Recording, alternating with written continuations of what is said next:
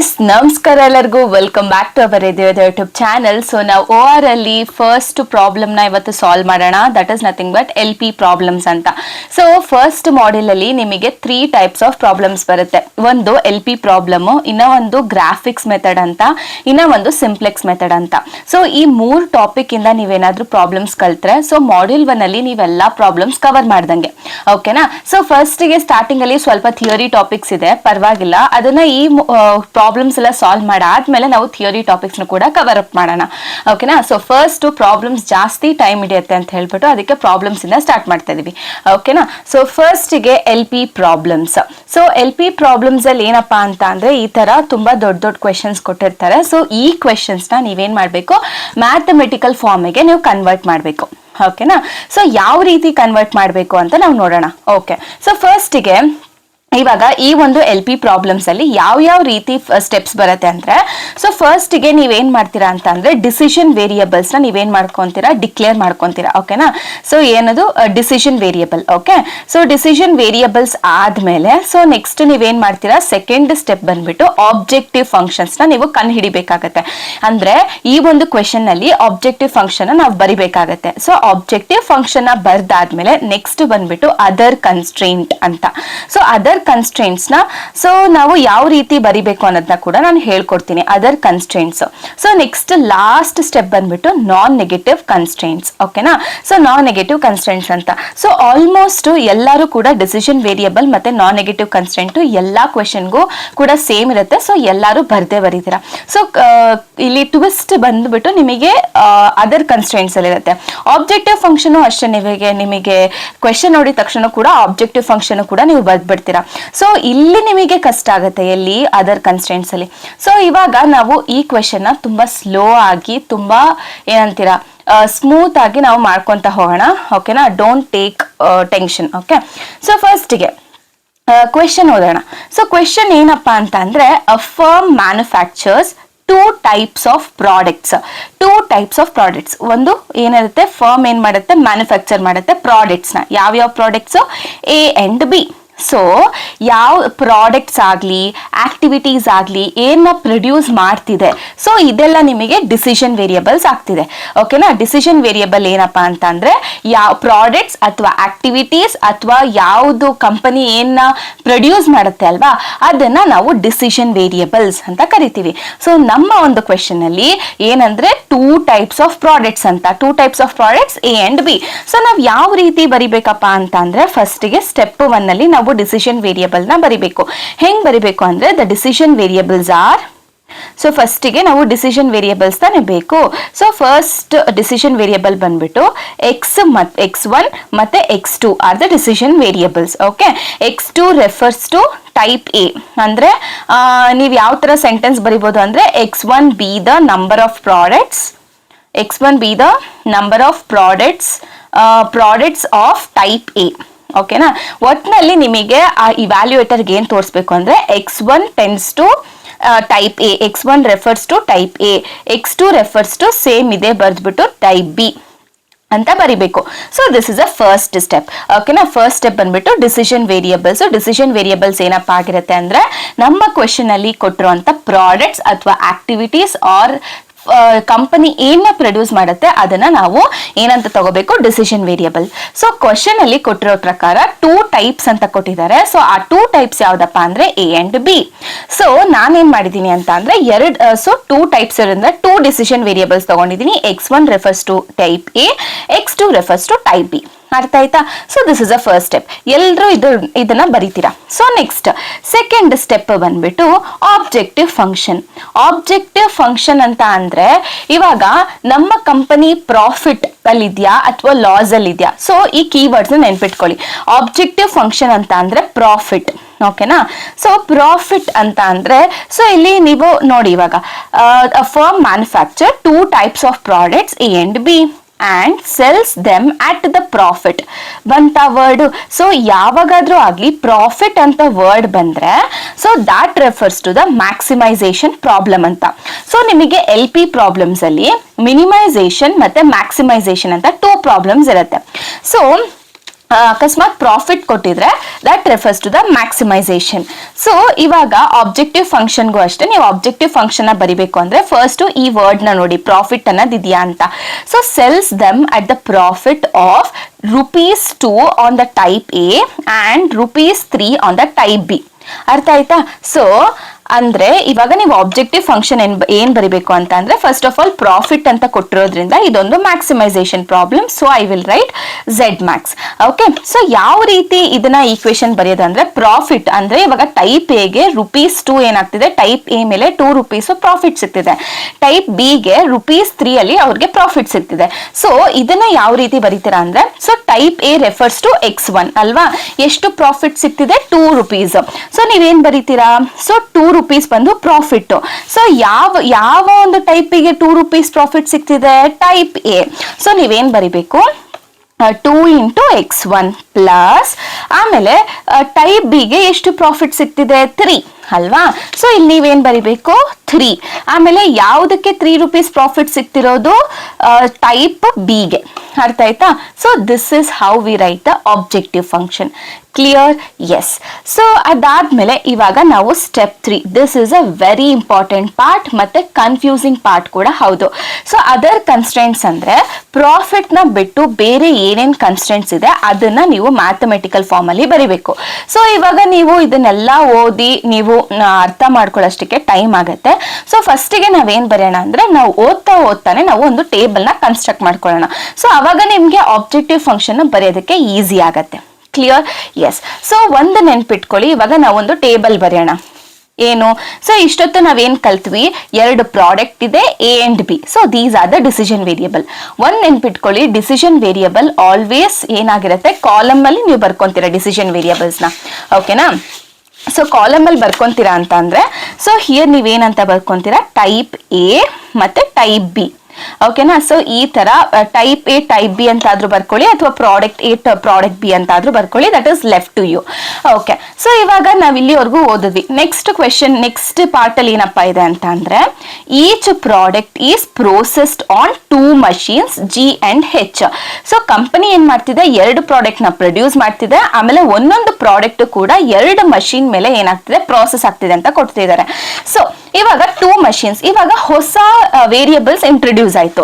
ಯಾವ್ದು ಹೊಸ variables introduce ಆಗತ್ತೆ ಅಲ್ವಾ, so that will become a row. ಓಕೆನಾ? ಸೊ ಇಲ್ಲೇನಾಗತ್ತೆ, ನಮಗೆ ಹೊಸದೇನ್ ಇಂಟ್ರೊಡ್ಯೂಸ್ ಆಯ್ತು ಅಂತಂದ್ರೆ ಮಷೀನ್. ಯಾವ್ಯಾವ ಮಷೀನು, ಜಿ ಮತ್ತೆ ಹೆಚ್ ಅನ್ನೋ ಮಷೀನ್ ಏನಾಯ್ತು, ಇಂಟ್ರೊಡ್ಯೂಸ್ ಆಯ್ತು. So I have written here. Okay, so each product is processed on the 2 machines G and H ಬರ್ದಿದ್ದೀರಾ. ಸೊ ಟೈಪ್ ಎ, ಇವಾಗ ಆ ಪ್ರಾಫಿಟ್ ಬಿಟ್ಟು ಏನೇನ್ ಕನ್ಸ್ಟೆಂಟ್ ಇರುತ್ತೆ ಅದನ್ನೆಲ್ಲ ನೀವು ಈ ಟೇಬಲ್ ಅಲ್ಲಿ ಫಿಲ್ ಮಾಡ್ಕೋತಾ ಹೋಗಿ. ಸೊ ಇವಾಗ type A requires 1 minute of processing time on B. ಅಂದ್ರೆ ಟೈಪ್ ಎ ಗೆ 1 minute ಬೇಕಾಗುತ್ತೆ ಜಿ ಮೆಷಿನ್ ಮೇಲೆ ಪ್ರೊಸೆಸ್ ಆಗೋದಕ್ಕೆ. ಸೊ ಇವಾಗ ಟೈಪ್ ಎ ಆಮೇಲೆ ಮಷೀನ್ ಜಿ ಗೆ ಈ ಒಂದು ಅಂದ್ರೆ ಇವಾಗ ರೋ ಮತ್ತೆ ಕಾಲಮ್ ನೋಡಿ. ಓಕೆನಾ? ಸಾರಿ, ಕಾಲಮ್ ಮತ್ತೆ ರೋನ ನೋಡಿ. ಓಕೆನಾ? ಟೈಪ್ ಎ ಮಷೀನ್ ಜಿ ಮೇಲೆ ಪ್ರೊಸೆಸ್ ಆಗೋದಕ್ಕೆ ಎಷ್ಟು ಟೈಮ್ ಬೇಕು, ನಮಗೆ 1 minute ಬೇಕು. ಓಕೆ, ಸೊ ನೆಕ್ಸ್ಟ್ ಇವಾಗ ಅಂಡ್ 2 minutes ಆನ್ ಹೆಚ್. ಹೆಚ್ಚಿಗೆ ಎಷ್ಟು ಬೇಕು, ಇವಾಗ ಟೈಪ್ ಎ ಹೆಚ್ಚು ಮಷೀನ್ ಮೇಲೆ ಪ್ರೋಸೆಸ್ ಮಾಡೋದಕ್ಕೆ ನಮಗೆ 2 minutes ಬೇಕು, ಕ್ವೆಶನ್ ಅಲ್ಲಿ ಕೊಟ್ಟಿದ್ದಾರೆ. ಓಕೆ, ನೆಕ್ಸ್ಟ್ ಇವಾಗ ಟೈಪ್ ಬಿ. ಇವಾಗ ಟೈಪ್ ಬಿ ಬಗ್ಗೆ ಮಾತಾಡೋಣ. So type B requires 1 minute on G.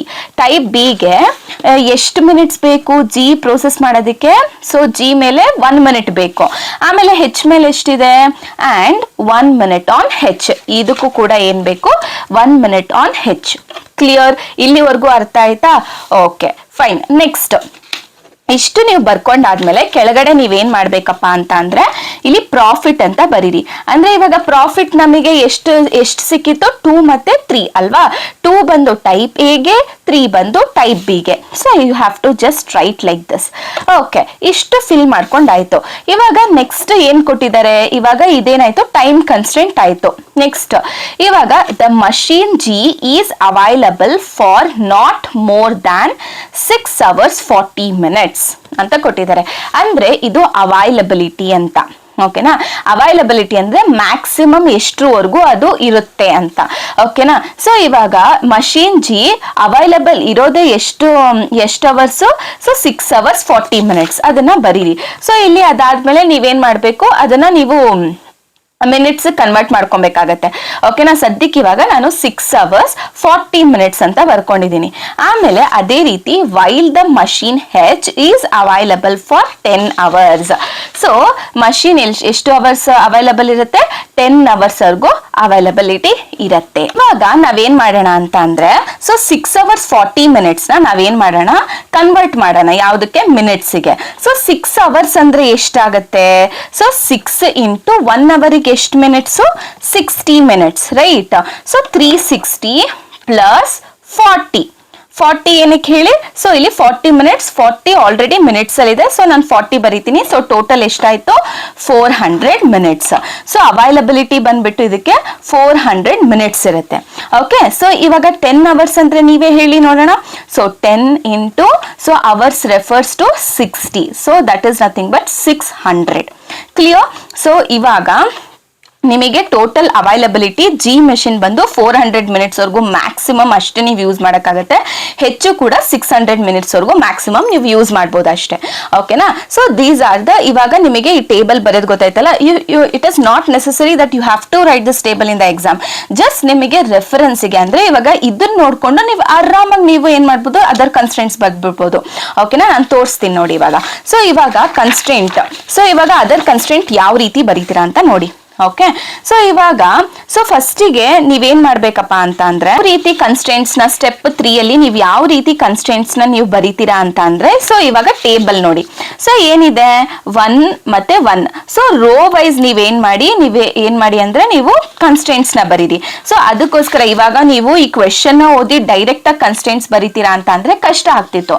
ಅದ್ರಿಂದ ನಾವು ಟೇಬಲ್ ಫಾರ್ಮ್ಯಾಟ್ ಕನ್ವರ್ಟ್ ಮಾಡ್ಕೊಂಡಾಗ ಆರಾಮಾಗಿ ನೀವು ರೋ ವೈಸ್ ಅಲ್ಲಿ ಏನ್ ಮಾಡ್ಬಿಡ್ಬೋದು ಅಂತ ಅಂದ್ರೆ ಕನ್ಸ್ಟೆಂಟ್ ನ ಬರಿಬಹುದು. So with respect to type A, with respect to machine G ಅಂತ ನೋಡಿದಾಗ, ಮಷೀನ್ ಜಿ ಏನ್ ಮಾಡುತ್ತೆ, ಮಷೀನ್ ಜಿಗೆ ಟೈಪ್ ಎ ಮಷೀನ್ ಜಿ ಮೇಲೆ ಎಷ್ಟು ಪ್ರೋಸೆಸ್ ಮಾಡ್ಬೋದು ಅಂತಂದ್ರೆ 1 ಅಂದ್ರೆ 1 minute, ಟೈಪ್ ಬಿ ಮೇಲೆ 1 minute ಅಲ್ವಾ. ಸೊ ಹಂಗೆ ಬರೀರಿ, ರೋ ವೈಸ್ ನೀವು ಬರಿತಾ ಹೋಗಿ. ಇವಾಗ 1 ಇದೆಯಾ.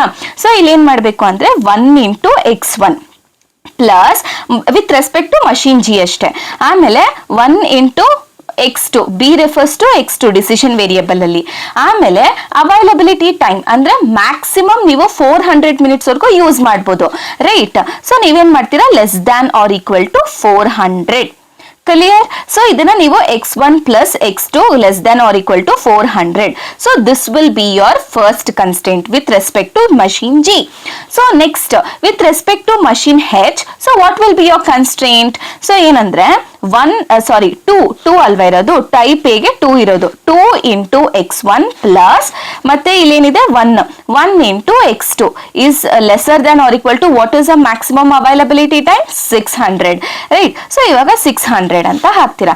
ಸೊ ಇಲ್ಲಿ ಏನಾಗುತ್ತೆ, 2x1 plus x2 lesser than or equal to 600. This will be your second constraint ಅಷ್ಟೇ.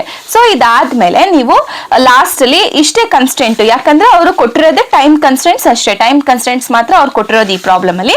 So just this will be your 2 constraint. Okay. So next step 4 ಬಂದ್ಬಿಟ್ಟು last it will be non negative constraint. ಓಕೆನಾ. So non negative constraint, so question ಅಲ್ಲೇ ಇದೆ, ಸಾರಿ it is step ಅಲ್ಲೇ ಇದೆ ನಾನ್ negative constant ಅಂತ. ನಾನ್ negative ಅಂದ್ರೆ ಏನು, greater than or equal to 0, right. So ನಿಮ್ಮ ಡಿಸಿಷನ್ ವೇರಿಯಬಲ್ ಯಾವಾಗ್ಲೂ ಅಷ್ಟೇ it should be greater than or equal to 0. x2 ಕೂಡ greater than or equal to 0 ಇರಬೇಕು. So this is the final step. Okay. So last ಅಲ್ಲಿ ನೀವು conclusion ಬರಿಬೇಕಾಗತ್ತೆ. ಹೆಂಗ್ ಬರಿತೀರಾ, so therefore, so this will be your maximisation problem. So ಇಲ್ಲಿ ಬರಿಬೇಕು ನೀವು ಮ್ಯಾಕ್ಸಿಮೈಸ್. ಸೊ ಆಬ್ಜೆಕ್ಟಿವ್ ಫಂಕ್ಷನ್ ನ ಬರಿಬೇಕು. What will be your Z max? So Z max ಏನ್ ಬಂದ್ಬಿಟ್ಟು 2x1 plus 3x2, right. So Z max is equal to 2x1 plus 3x2. So next ಏನ್ ಬರ್ದಿರಾ, other constant ನ ನೀವು ಹಿಡಿದ್ರಿ ಅಲ್ವಾ. ಸೊ ಅದರ್ ಕನ್ಸ್ಟೆಂಟ್ಸ್ ಬಂದ್ಬಿಟ್ಟು ಯಾವ್ಯಾವ್ದು other constraint, x1 plus x2 lesser than or equal to 400. ಸೊ x1 plus x2 lesser than or equal to 400 ಮತ್ತೆ 2x1 plus x2 lesser than or equal to 600 right. So next one ಬಂದ್ಬಿಟ್ಟು last one ಬಂದ್ಬಿಟ್ಟು ನಾನ್ negative constraint. So non negative constraint ಬಂದ್ಬಿಟ್ಟು x1 greater than or equal to 0, x2 greater than or equal to 0 ಅಂತ ಬರೀರಿ. So this will be your final conclusion ಅಂತಾನೆ ಹೇಳ್ಬೋದು. ಅರ್ಥ ಆಯ್ತಲ್ವಾ? So ಯಾವ ರೀತಿ ಎಲ್ ಪಿ ಪ್ರಾಬ್ಲಮ್ನ ಸಾಲ್ವ್ ಮಾಡಬೇಕು ಅಂತ, what are the steps? Decision variable, objective function, other constraint, non negative constraint. So ಪ್ರತಿಯೊಬ್ರು ಡಿಸಿಷನ್ ವೇರಿಯಬಲ್ ಮತ್ತೆ ನಾನ್ ನೆಗೆಟಿವ್ ಕನ್ಸ್ಟೆಂಟ್ ಪ್ರತಿಯೊಬ್ರು ಬರೀತೀರಾ, because it is predictable already. ಓಕೆನಾ? ಸೊ ಆಬ್ಜೆಕ್ಟಿವ್ ಫಂಕ್ಷನ್ ಬರೀತೀರಾ. ಆಬ್ಜೆಕ್ಟಿವ್ ಫಂಕ್ಷನ್ ಬರೆಯೋದಕ್ಕೆ trick ಏನು? ಸೊ ನಿಮ್ಮ ಒಂದು ಕ್ವೆಶನ್ ಅಲ್ಲಿ ಪ್ರಾಫಿಟ್ ಅಂತ ಇದ್ರೆ, if it is a maximisation problem, so profit ಅಂತ ಬಂದ್ರೆ obviously it is a maximisation problem. So profit ಎಷ್ಟು, ಯಾವ ಟೈಪ್ ಅಲ್ಲಿ ಎಷ್ಟು ಪ್ರಾಫಿಟ್ ಕೊಡ್ತಾ ಇದೆ, that will be your objective function. Objective ಅಂದ್ರೆ ಏನು? That will be your main aim, right? So ಆ ತರ ಅಲ್ವಾ? ಸೊ ಆಬ್ಜೆಕ್ಟಿವ್ ಫಂಕ್ಷನ್ ನಿಮಗೆ ಪ್ರಾಫಿಟ್ ಪಕ್ಕದಲ್ಲಿ ಯಾವ್ಯಾವ ವ್ಯಾಲ್ಯೂಸ್ ಗಳಿದೆ, ಆ ವ್ಯಾಲ್ಯೂಸ್ ಜೊತೆ ನಿಮ್ಮ ಒಂದು ಡಿಸಿಷನ್ ವೇರಿಯಬಲ್ಸ್ ನ ಸೇರಿಸಿ ನೀವು ಒಂದು ಇಕ್ವೇಶನ್ ಬರೆದ್ರೆ that will be your objective function. Next coming to the other constraint, ನೀವು ಡೈರೆಕ್ಟ್ ಆಗಿ ಕ್ವೆಶನ್ ಅಲ್ಲಿ ನೋಡ್ಕೊಂಡು ಕೂಡ ನೀವು ಬರಿಬಹುದು, ಅಥವಾ ನೀವೇನ್ ಮಾಡ್ಬೋದು ಅಂತ ಅಂದ್ರೆ ಟೇಬಲ್ಗೆ ಕನ್ವರ್ಟ್ ಮಾಡ್ಕೊಂಡು ಆ ಟೇಬಲ್ ನ ನೀವು ಏನ್ ಮಾಡ್ಬೋದು, ಈಕ್ವೇಶನ್ಗೆ ಕನ್ವರ್ಟ್ ಮಾಡ್ಕೋಬಹುದು. ಕ್ಲಿಯರ್ ಅಲ್ವಾ? So this is about L P problems. If any doubts, so comment box ಅಲ್ಲಿ ಕಮೆಂಟ್ ಮಾಡಿ, ಸೊ ನಾನು ಅಲ್ಲೇ ರಿಪ್ಲೈ ಮಾಡ್ತೀನಿ. Okay, so thank you so much.